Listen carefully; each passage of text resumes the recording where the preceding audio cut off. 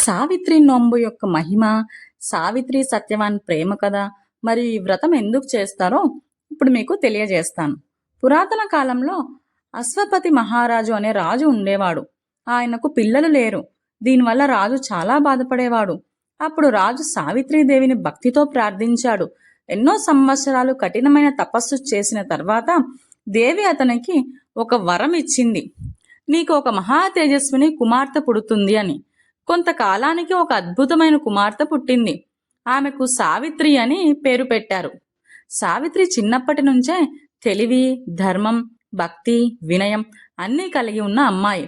ఆమె అందం అంత గొప్పగా ఉండేది. ఎవ్వరూ ఆమెతో మాట్లాడడానికి కూడా భయపడేవారు. అందుకే ఆమెకి వరుడు దొరకలేదు. ఒకరోజు రాజు తన కుమార్తెతో ఇలా అన్నాడు, నువ్వే నీకు నచ్చిన వరుణ్ణి ఎంపిక చేసుకో. అప్పుడు సావిత్రి దేశమంతా తిరిగి చివరకు ఒక యువకుడిని చూసింది. అతను సత్యవాన్. సత్యవాన్ ఒక అరణ్యంలో జీవించే రాజకుమారుడు. అతని తండ్రి ఒకప్పుడు రాజు, కాని తర్వాత రాజ్యం కోల్పోయి అడవిలో జీవించేవారు. సత్యవాన్ చాలా ధర్మవంతుడు. అతని గుణాలు చూసి సావిత్రి అతనినే భర్తగా ఎంచుకుంది.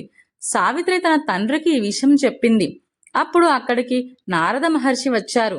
నారదుడు ఇలా చెప్పాడు, సత్యవాన్ చాలా మంచివాడు, కానీ అతనికి ఒక ప్రమాదం ఉంది. ఇంకా 1 సంవత్సరం మాత్రమే అతని జీవితం ఉంది. ఈ మాటలు విన్న రాజు భయపడ్డాడు.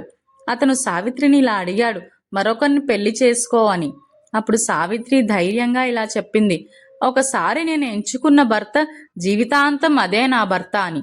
నేను ఎప్పటికీ సత్యవాన్నే పెళ్లి చేసుకుంటాను. ఆమె ధర్మాన్ని చూసి అందరూ ఆశ్చర్యపోయారు. చివరికి వారి వివాహం జరిగింది. పెళ్లి తర్వాత సావిత్రి అడవిలో తన భర్తతో జీవనం సాగించింది. ఆమె తన అత్తమామలకు ఎంతో సేవ చేసింది. రోజులు గడుస్తూ ఉండగా నారదుడు చెప్పిన ఆ రోజు దగ్గర పడింది. సావిత్రి 3 రోజుల పాటు కఠినమైన వ్రతం చేసింది. అదే తర్వాత సావిత్రి నోంబు వ్రతంగా ప్రసిద్ధి పొందింది. ఒకరోజు సత్యవాన్ అడవికి కట్టెలు కోయడానికి వెళ్ళాడు. సావిత్రి కూడా అతనితో వెళ్ళింది. కొంతసేపటి తర్వాత సత్యవాన్ ఇలా అన్నాడు, నా తల చాలా నొప్పిగా ఉంది అని చెప్పి సావిత్రి ఒడిలో తల పెట్టి పడుకున్నాడు. కొన్ని క్షణాల్లో అతని ప్రాణం విడిచింది. అప్పుడు అక్కడికి యమధర్మరాజు వచ్చాడు. అతను సత్యవాన్ ప్రాణాన్ని తీసుకొని వెళ్ళసాగాడు. సావిత్రి యముడిని వెంబడించింది. యముడు ఇలా అన్నాడు, నువ్వు తిరిగి వెళ్ళు. కానీ సావిత్రి తిరిగి వెళ్ళలేదు. సావిత్రి యముడితో ధర్మం గురించి మాట్లాడింది.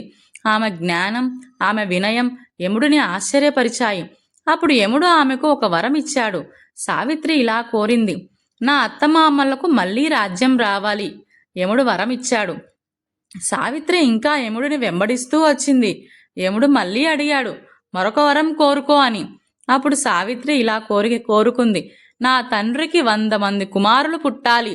యముడు ఆ వరం కూడా ఇచ్చాడు. 3వసారి యముడు ఇలా అన్నాడు, ఇంకో వరం కోరుకో. అప్పుడు సావిత్రి ఇలా చెప్పింది, నాకు మరియు సత్యవాన్కు సంతానం కావాలి. యముడు వరం ఇచ్చిన వెంటనే తనకు తప్పు తెలిసింది. సత్యవాన్ లేకుండా సంతానం ఎలా వస్తుంది? సావిత్రి తెలివి చూసి యముడు చాలా ఆనందపడ్డాడు. అతను ఇలా అన్నాడు, నీ పతివ్రత ధర్మం నాకు చాలా నచ్చింది అని చెప్పి సత్యవాన్ ప్రాణాన్ని తిరిగి ఇచ్చాడు. కొన్ని క్షణాల్లో సత్యవాన్ మళ్లీ జీవించాడు. అతను ఇలా అడిగాడు, నేను కొద్దిసేపు నిద్రపోయానా? సావిత్రి ఆనందంతో కన్నీళ్లు పెట్టుకుంది. ఈ కథ మనకు ఒక గొప్ప సందేశం ఇస్తుంది. నిజమైన ప్రేమకు శక్తి ఉంది, భక్తికి శక్తి ఉంది. అందుకే భారతదేశంలో వివాహిత మహిళలు భర్త ఆరోగ్యం కోసం సావిత్రి నోంబు వ్రతం చేస్తారు. ఈ సావిత్రి నోంబునే తమిళ్లో కారడయాన్ నోంబు అంటారు. ఈ సంవత్సరం కారడయాన్ నోంబు మార్చి 14వ తారీఖు శనివారం వచ్చింది. ఈ రోజు తమిళ్ క్యాలెండర్ ప్రకారం మాసి నెల ముగిసి పంగుని నెల ప్రారంభమయ్యే సమయం.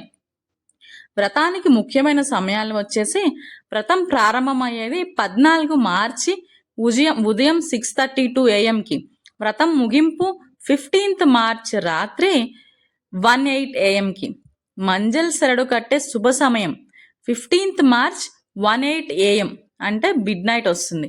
ఈ సమయంలోనే పూజ చేసి పసుపు దారాన్ని కట్టాలి. మనము కరడయాన్ నోంబు ఎందుకు చేస్తాము అంటే, ఈ వ్రతం చేయడానికి గల ముఖ్య కారణం భర్తకు దీర్ఘాయుష్షు రావాలి, కుటుంబంలో సుఖశాంతులు ఉండాలి, మంచి భర్త రావాలి అని కన్యలు కూడా ప్రార్థిస్తారు. ఈ వ్రతం సావిత్రి సత్యవాన్ కథ ఆధారంగా చేస్తారు. వ్రత నియమాలేంటో చూద్దాం. ఉదయం త్వరగా లేచి స్నానం చేయాలి, శుభ్రమైన బట్టలు ధరించాలి. సాధారణంగా పసుపు లేదా ఎరుపు రంగు వస్త్రాలు ధరిస్తారు. ఈరోజు చాలామంది మహిళలు ఉపవాసం చేస్తారు, కొందరు ఫలహారం తీసుకుంటారు. పూజ పూర్తయ్యాకనే భోజనం చేస్తారు.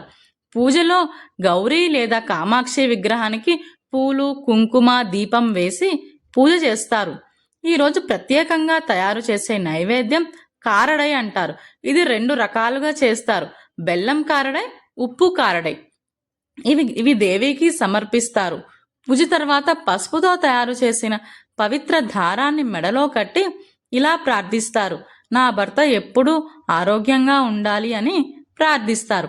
శాస్త్రాల ప్రకారం ఈ వ్రతం చేసిన మహిళలకు సౌభాగ్యం, భర్తకు దీర్ఘాయుష్షు, కుటుంబ సుఖశాంతి లభిస్తాయని నమ్మకం.